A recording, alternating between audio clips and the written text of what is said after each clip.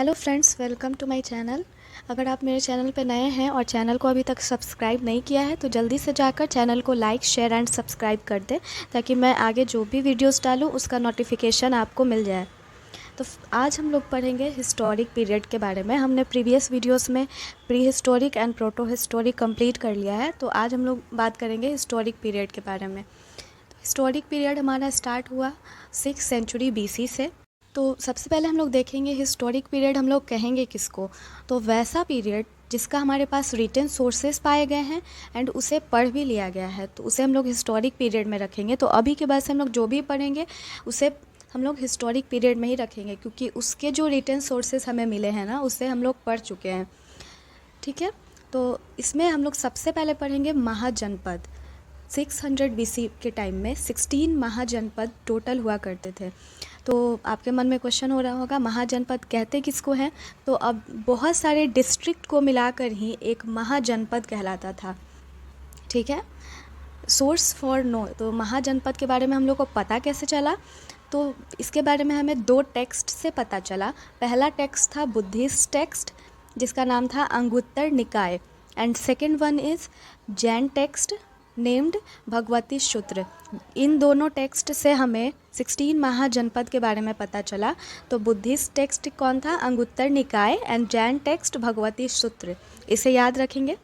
Total महाजनपद 16 था। तो चलिए उन महाजनपद के नाम को भी याद कर लेते हैं। पहला था अंग। अंग का जो कैपिटल था वो था चंपा एंड चंपापुरी। सेकंड था मगध। मगध का जो कैपिटल था Rajgriha, Pataliputra and Vaishali. Third one is Kashi. Kashi का कैपिटल हुआ करता था वाराणसी। एंड गंधार।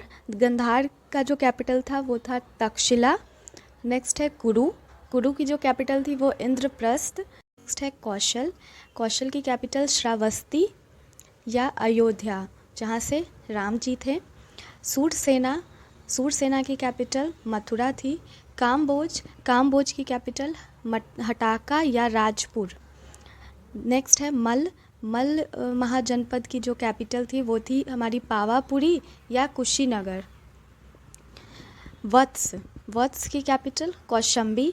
छेदी। छेदी की कैपिटल शक्तिमती। नेक्स्ट है मत्य। मत्य की कैपिटल थी विराटनगर। पंचाल। पंचाल जहाँ से हमारी द्रौपदी आती है, पंचाल की कैपिटल थी काम्पिल्य। एंड वज्जी। वज्जी की कैपिटल विदेहा या मिथिला। अवंती। अवंती की कैपिटल उज्जैन। अश्मका। अश्मका की कैपिटल पोटन या पोटली। तो फ्रेंड्स, ये है कुछ महाजनपद के नेम एंड उसके कैपिटल। तो इसे हम लोग याद कर लेंगे अच्छे से, क्योंकि एग्ज़ाम्स में कभी कभी ये इससे क्वेश्चंस आ जाते हैं। तो नेक्स्ट हम लोग पढ़ेंगे religious movement of 600 BC। 600 BC के टाइम में बहुत से रिलीजियस चेंजेस हम लोग को देखने को मिले। लोग नए नए धर्मों को अपनाने लगे, बहुत सारे धर्मों का उजागर होने लगा। तो सबसे पहले हम लोग पढ़ेंगे बुद्धिज़्म के बारे में। इसके फाउंडर थे Gautam Buddha. As we know, he is known as light of Asia. इन्हें लाइट ऑफ एशिया भी कहा गया है। He is known as Shakya Muni. इन्हें शाक्य मुनि भी कहा गया है। क्यों कहा गया है? क्योंकि ये शाक्य कुल में जन्म लिए थे और इनका जन्म हुआ था 563 BC कपिलवस्तु के लुम्बिनी डिस्ट्रिक्ट में, जो कि नेपाल में है। Childhood name Siddhartha. Father name was Shuddhodana, और ये शाक्य कुल से बिलोंग करते थे। His mother name was Mahamaya who belongs to Koliyan वंश। ठीक है, इसकी माँ जो है वो कोलियान वंश से बिलोंग करती थी। एंड सिद्धार्थ के जन्म के 7 दिन बाद ही इसकी माँ का डेथ हो गया था। तो after his mother death Siddharth का जो भी पालन पोषण था उसकी मासी, उसकी आंट के द्वारा किया गया, जिसका नाम था प्रजापति गौतमी, और यही गौतम बुद्ध की पहली डिसिपल यानी पहली शिष्य भी बनी। सिद्धार्थ की जो शादी है वो 16 ईयर में कर दी गई। इसकी वाइफ का नाम था यशोधरा, एंड उसे बिंबा या गोपा भी कहा जाता था। His son name was Rahul. उसके बेटे का नाम राहुल था। सिद्धार्थ के सारथी का नाम था चन्ना। सारथी उसे बोलेंगे जो राजाओं के यहाँ होते थे, रथ को जो चलाते थे उसे सारथी कहते हैं, और उसके हॉर्स का नाम था कंथक। नेक्स्ट हम लोग पढ़ेंगे 4 scenes had a great impact on Buddhas life. 4 ऐसा सीन है जिसका कि सिद्धार्थ के लाइफ में काफ़ी ग्रेट इम्पैक्ट पड़ा।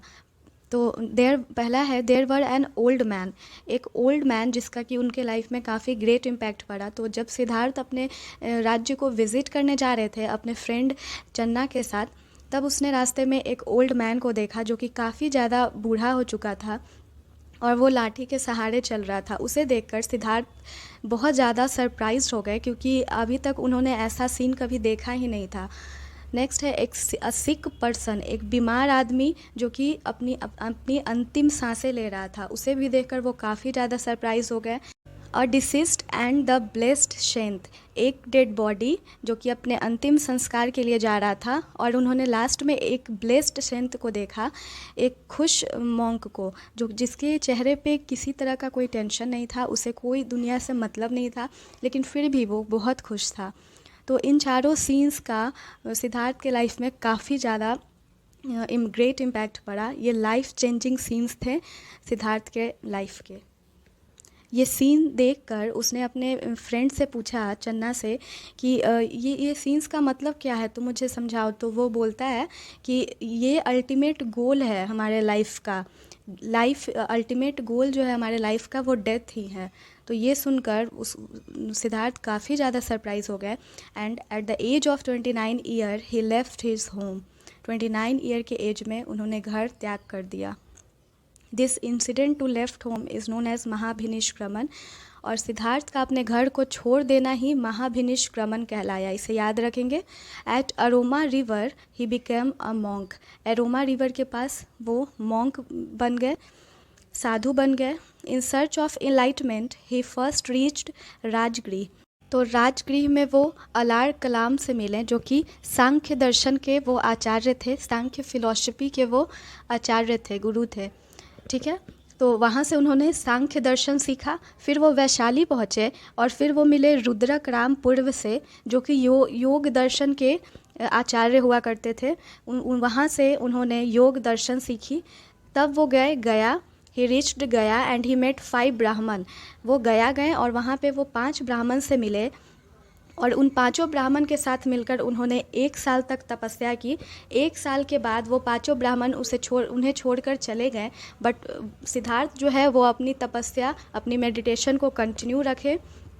After the meditation of 6 year Siddhartha got his enlightenment, 6 year के मेडिटेशन के बाद सिद्धार्थ को एनलाइटमेंट फाइनली प्राप्त हो गया। And at the bank of Nirjana river, या उसी को पुनपुन रिवर भी कहते हैं, तो कहाँ पे उन्हें एनलाइटमेंट प्राप्त हुआ, तो निरंजना रिवर या पुनपुन रिवर के पास, पीपल वृक्ष के पास 35 साल की उम्र में सिद्धार्थ ने एनलाइटमेंट को प्राप्त किया। इसी इंसिडेंट को हम लोग कहते हैं nirvana. After getting enlightenment he is known as Buddha, जब उन्हें एनलाइटमेंट मिल गया तो उन्हें बुद्धा के नाम से जाना जाने लगा। Another name of Buddha is Tathagata, उनका एक और नाम था टाटघट, विच मीन्स, जिसका मतलब था truth, whose truth is the knowledge, जिसका सच ही उसका ज्ञान है। After getting enlightenment Buddha freak his fast by eating kheer, enlightenment के बाद उन्होंने खीर खाकर अपना जो मेडिटेशन था, जो व्रत था, वो उसको तोड़ा, अपने फास्ट को तोड़ा, और वो खीर एक लड़की ने बनाया था जिसका नाम था सुजाता। तो फ्रेंड्स, एक क्वेश्चन ये भी आता है, बहुत इंपॉर्टेंट है, कि बुद्धा ने अपना पहला उपदेश कहाँ पे दिया था। तो बुद्धा गेव हिज फर्स्ट प्रीचमेंट इन सारनाथ के ऋषिपट्टनम में, मृगदव वन में, ठीक है, इसे याद कर लेंगे। This incident of first preachment by Siddhartha is called Dharma Chakra प्रवर्तन, सिद्धार्थ के द्वारा दिया गया पहला उपदेश ही धर्म चक्र प्रवर्तन कहलाता है।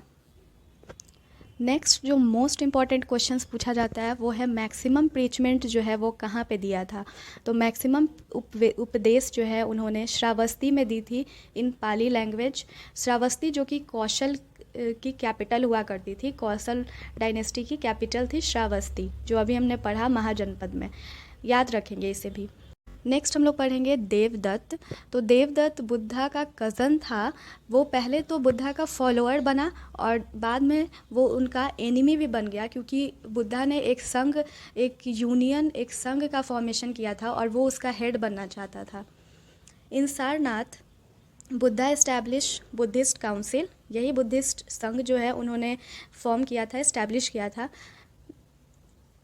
वो इसलिए किया था ताकि कोई भी अगर बुद्धिज़्म को अपनाना चाहे और वो गृह त्याग कर अगर बौद्ध धर्म को अपनाता है तो वो यहाँ पे आके रह सकता है।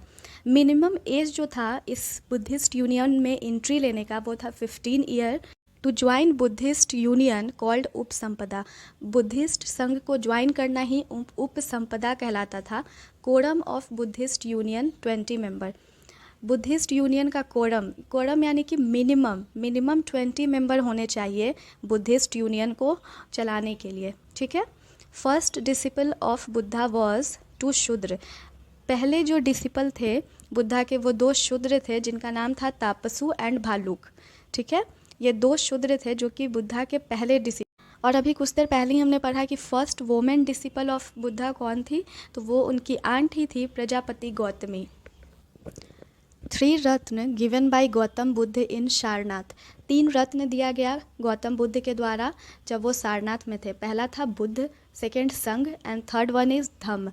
His most famous disciple was, इनका सबसे प्रिय जो शिष्य था वो था आनंद एंड सेकेंड उपाली। इसे याद रखेंगे, इससे भी क्वेश्चन बहुत बार पूछे गए हैं। तो फ्रेंड्स आज के लिए बस इतना ही। नेक्स्ट हम लोग इसके पार्ट 2 में पढ़ेंगे, तो मिलते हैं नेक्स्ट वीडियो में।